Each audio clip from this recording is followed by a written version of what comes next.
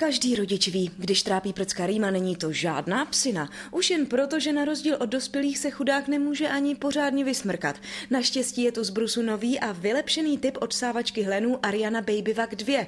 Na rozdíl od ústních odsávaček je napojena na vysavač a tudíž operace odsání rýmy z malého nosíku není tak echtovně nepříjemné. Má nástavec široký, tak aby se to miminku nezavedlo do nosu, jenom se to přiložilo k nosní dírce, ucpala se ním a vytvořil se potlak, který stačí na to, aby se ty hleny dostaly ven.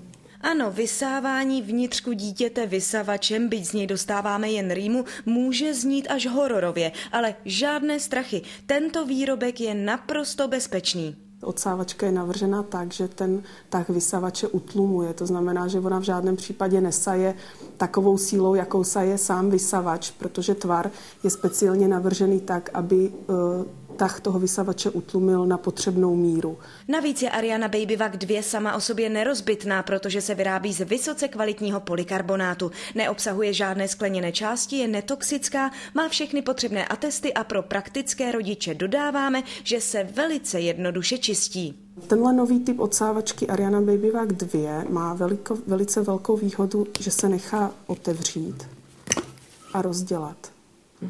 To znamená, že hleny, které se zachytí v baňce, se nechají jednoduše vypláchnout. Zatímco její předchůdkyně Ariana Babyvac se dala napojit na domácí vysavač o výkonu maximálně 1500 W, dvojka už zvládne i 1800 W.